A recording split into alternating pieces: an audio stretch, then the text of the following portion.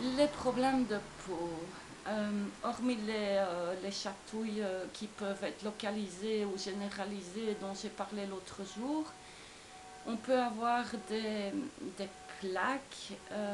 Personnellement, moi j'ai eu, ça a commencé, c'était en 2005 je crois. J'avais la commissure des lèvres ici qui craquait. Ça a commencé en hiver, donc je me suis dit, ok, c'est parce qu'il fait froid, les lèvres gercées, etc. C'était juste ici dans le coin, une craquure comme, qu'une craquelure comme si vous étiez copié avec une feuille de papier ou quelque chose comme ça. Donc c'était gênant, mais c'était pas si, comparé à tout le reste, c'était pas grave.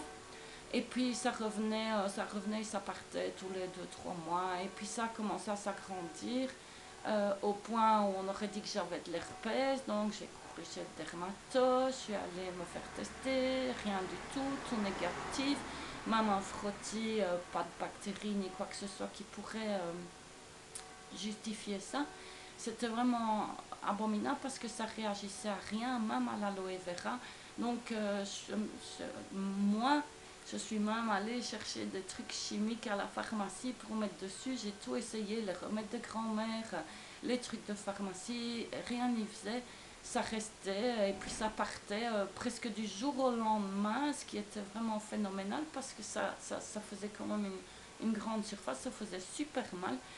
Et un jour, je me levais et c'était parti.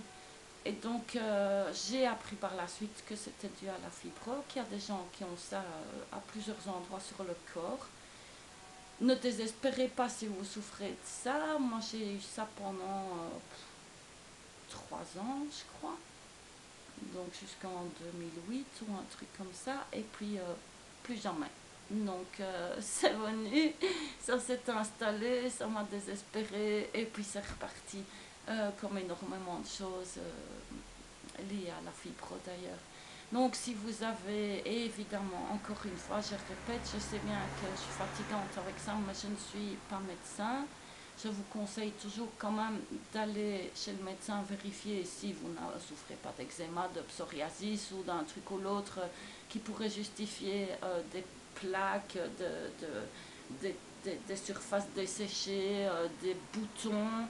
Un autre truc aussi, c'est par exemple à l'arrière du crâne, juste à la base du crâne, juste dans les cheveux, des boutons, des gourmes comme des piqûres de moustiques ou un truc comme ça, qui associé aux chatouilles, évidemment fait penser qu'on a de nouveau, penser qu'on a des poux, des trucs comme ça. Euh, Ce sont des trucs quand même largement répandus au niveau de la fibro, mais il y a plein de gens qui ont ça, donc qui ont la fibro évidemment, qui ont ça et qui ne se rendent pas compte que c'est dû à la fibro.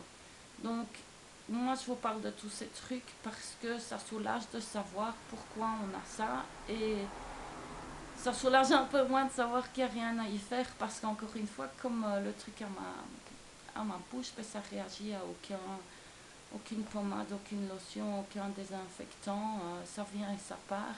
Et encore une fois, j'ai remarqué, en tout cas chez les personnes que je connais qui ont la fibro et chez moi-même, ça s'empire avec le stress et la fatigue. Donc la fatigue, on ne sait pas y faire grand-chose. Le stress, c'est une attitude.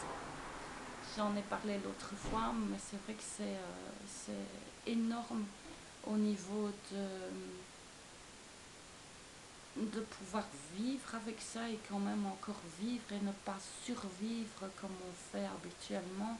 Si on arrive à gérer le stress et le niveau de nervosité, il y a beaucoup de choses qui s'atténuent, voire disparaissent. Donc accrochez-vous, ça va aller.